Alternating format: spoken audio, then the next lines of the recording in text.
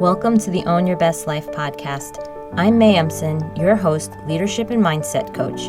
Here, we talk all things spiritual, mindset, business, leadership, and wellness for the modern seeker who wants to align their life with purpose and inspiration. We'll cover career changes, stress management, meditation, energy, intuition, and more. Each episode holds spiritual and practical tools to help you live a life of your wildest dreams without getting burnt out along the way. Ready to live a life on your own terms? This is the Own Your Best Life podcast. Welcome to episode 209 of the Own Your Best Life podcast. When you are a busy professional who either has a corporate career or a business that you're growing, you are juggling the competing demands of work and your personal life. And we know that we're spending so much time on the surface level of things and that we need to spend more time doing this deeper work or just having time to really attend to our personal lives so that we can focus on our health, our family, the decisions about what's next. Yet, how do you take that time off if there's so much to do? What if you come back and the work that you've been doing has stagnated? Or what if leaving means you're losing out on opportunities for promotion or additional income?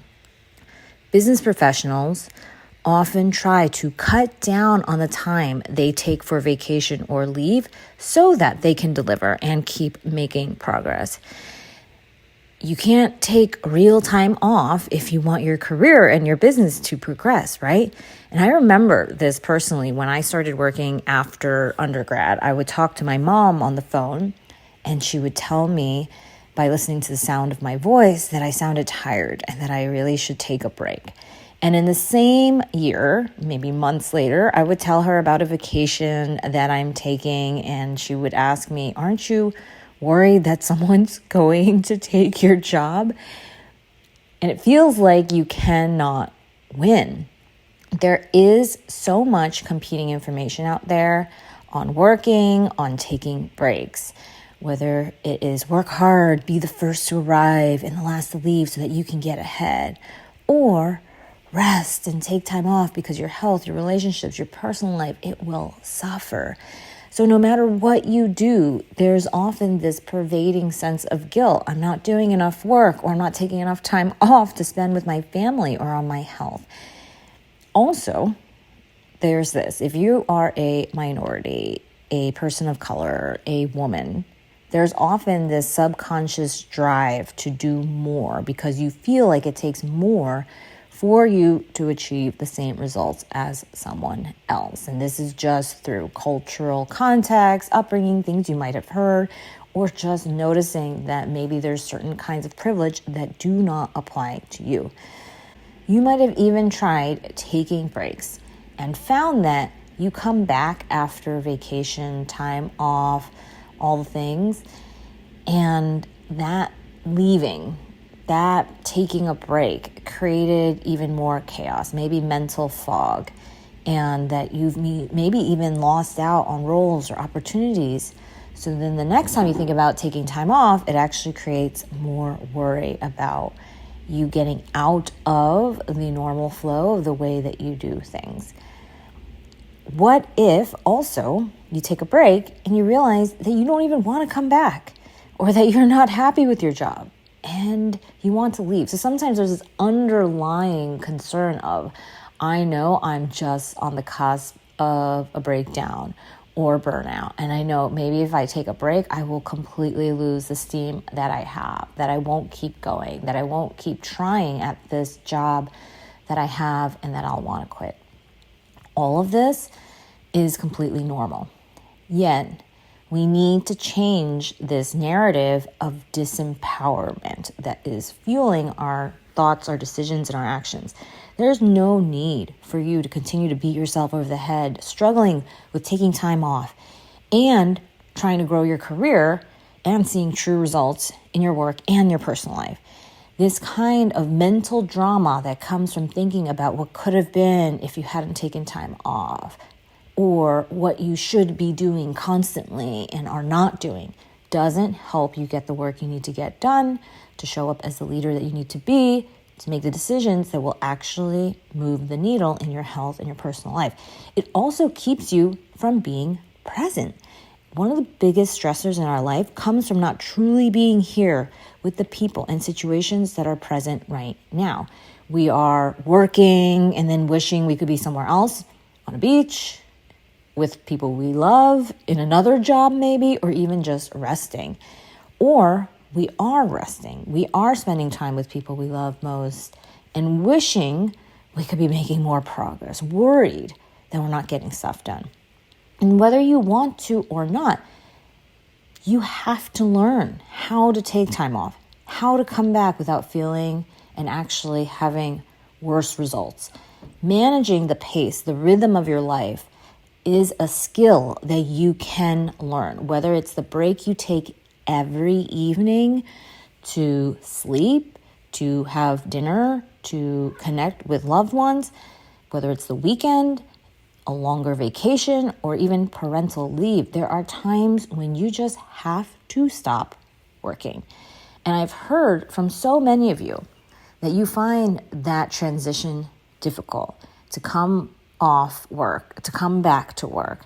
And I also know firsthand, and with many of the clients I work with, is that it is possible once they feel like they're actually doing this, that they are taking more control of their time and their lives. It's such an empowered move.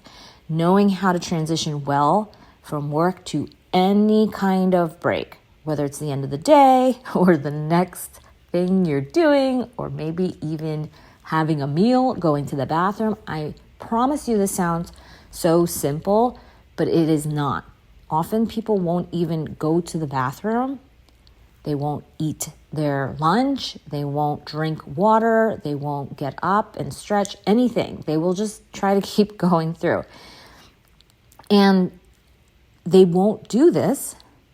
And as a result, the longer break becomes an even bigger concern for them. But when you know how to do those transitions well, it relieves so much stress. And it is like this deep tissue massage for the brain. Every time you're able to take a break well, it is as if you're giving your soul, your body, your brain everything it needs to be even more fired up when you come back. And isn't it smarter and even more intelligent to actually plan transitions or leave than to haphazardly stumble into time off or a break, just feeling like you're barely getting there? Leaders need to be smart about managing their time, managing their resources. They need to think critically about what's most important. And not only that, what's the highest and best use of their time? Instead of spending more time being reactive, thinking, I just need to leave now. I just need to quit. Or, oh my gosh, the time is coming up and I haven't even planned all the things I need to do by the time I get there. When you work constantly and you have a hard time taking a break, you're not just overworking. You're not thinking about your number one asset, which is you. You don't get smarter about how to do work more efficiently. You're not growing yourself as a leader, as a human, and instead you're just repeating old patterns. And what you end up doing is you end up buying results in your work through your lifespan, through your time with loved ones, through your health, through your soul. This kind of leadership is not inspiring to those around you. And it might even reduce your longevity to lead and to also live.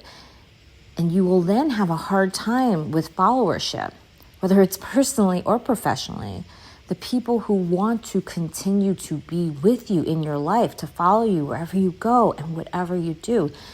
Would you want to live life with or work for someone who seems to have a really hard time taking time off because they haven't figured out how to transition well between work and personal life? You will end up perpetuating these old ideologies of the value that you bring to your work, the ones that tell you that everything is an emergency and that nothing is ever enough, so you must overwork. And we've seen through the advancements in technology that anything that is solely measured by man hours is often the first thing that we cut out. You are realizing now, by listening to this, that you don't have the luxury of making the same mistake that others have before you. It's not how much time you spend. It's what you do and how you think critically in the time you have. More resources go to those who manage resources well. Time, money, energy, belief, support. This means not underworking, but also not overworking yourself or other people. And it means drawing upon more than just time as the number one input into seeing results. Sustained high performance allows you to see results and take time off, which means that it requires a higher level of strategic thinking and less automatic thinking. So what do you do to take your work and your life to a place where you can transition well from time off to work and vice versa? One of the steps that I teach my clients is to think about who they are and their identity. Your identity is often tied to work, but not in the most helpful of ways. We get stuck in the ego or our title or our paycheck. We have a hard time letting go of the way things used to be or what could have been. And instead of ruminating and comparing ourselves, which leads to not utilizing our time well because we spend more time complaining and defending than solving problems, we raise ourselves to a higher personal standard of the type of person that you are. One that fits your life, your values, and what you think you're here to do on this planet.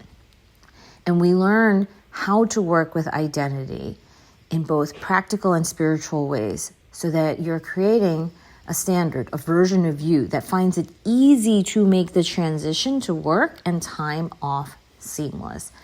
Less drama, more time spent living.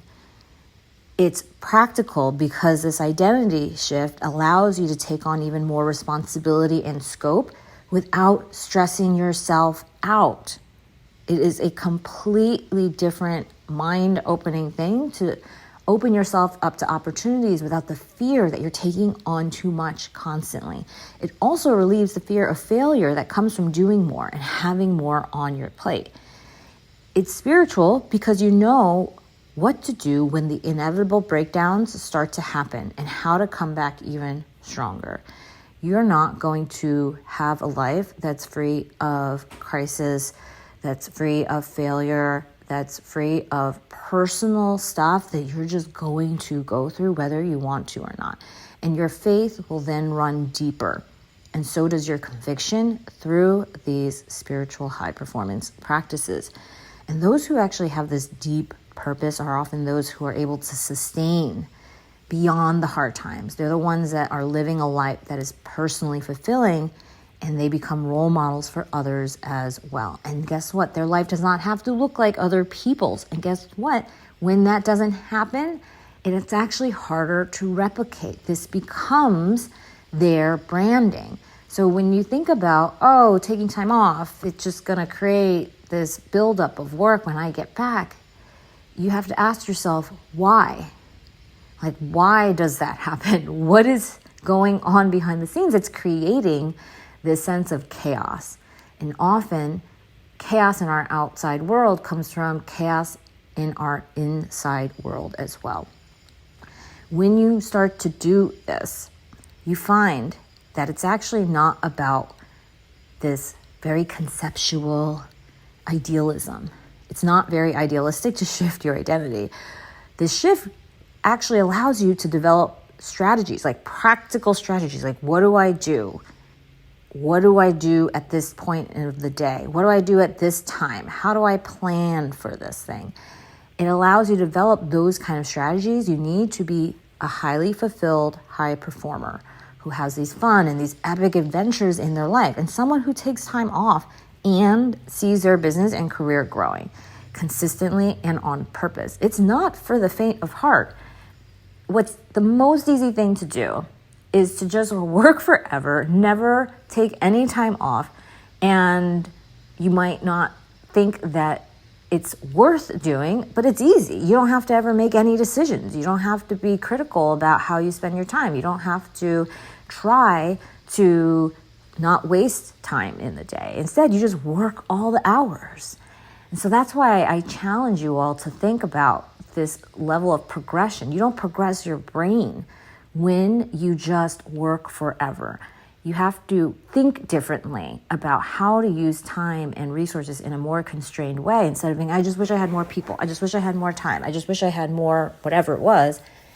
That gets you into this loop of thinking time is what solves all the problems instead of your brain and your thinking in a different way. And when you don't get out of the hamster wheel, you do not give yourself the ability to change your brain to think at a higher level so that you can grow your business and your career. When you are doing this, and you are doing it consistently, and you are doing this on purpose, these spiritual high performance strategies, you will have less stress, more time with family. You will have traveling, retreating. All of this becomes available to you again. You finally feel like you can go on a trip or leave without the sense of guilt or fear looming over you when you return, because you have a transition plan to come back more smoothly. And often when you go away on a trip or an extended leave, you'll often find that coming back is a very bumpy road. You have all these emails you have to read. The dreaded Sunday scaries are amplified. And there's a sense or this feeling that you've missed out while you were gone. And so we work through a process so that when you transition to and from work, you don't feel like your brain is so groggy, full of cobwebs, heading into or coming back. You have your time structured in a way that accounts for taking time off. And you're also clear to yourself that you know why you're doing what you're doing. One of the common ways that I can tell when people have a hard time transitioning to and from work is they do not plan their time off in advance, that they make last minute decisions about the trips they take, the things that they say yes to, because they can't ever rely on time being available to them, because they think at any point, I just have to use the time that I have to do this work. And so this is not necessarily something that people realize, but because I see this and I work with this constantly, these are the patterns that are prevalent. You'll notice this now that I say this, that this is what ends up happening time and time again. And I'm not saying people aren't working really hard and using their time well, but what we're looking at is that next level, that unicorn life where you feel like, wow, I feel like I quote unquote shouldn't be able to do all of that I'm doing and be able to spend my time taking time off, being really present when I'm in the evening or on the weekends or on leave or taking, a vacation or going on a retreat, whatever it is that floats your boat. You almost feel like this shouldn't work that well. Like, how does it work that well? That's what we're going after, because that is what is available. I've seen it for myself. I cannot tell you how much I used to work in the past thinking that that was the only way possible. And I was around a culture in terms of the kind of places that I work, whether it was corporations that were creating the things or client service work, which many of us have done and know requires additional kind of lift and the sense of I can never be available to my family because I have to be 100% available to work. So I've seen it. I've been in those environments. I've drank all the Kool-Aid that has come with it. And I've also seen what has changed in terms of pure objective numbers, whether you think about compensation, whether you think about levels of stress, health measures, all of those things improve dramatically when you can manage the ability to take time and use it in the way that you desire. And the more that you grow in your career and in your life experiences, the more that mindset, that spirituality becomes this bedrock of how you work and live.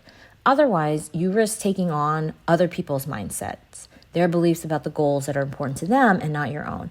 And so taking time off to cultivate your own perspective of life and work is necessary.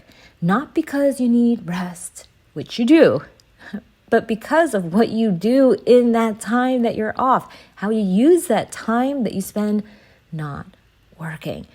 Life events like a death, a health concern, will often force that break and that time off. And that just becomes this necessity. It's not if these things occur, it's when. So I will ask you this. Do you want to keep waiting for that inevitable breakdown, the personal crisis, or the life event that just makes you take time off even when you didn't plan it, you're not ready for it, and you might not even want it?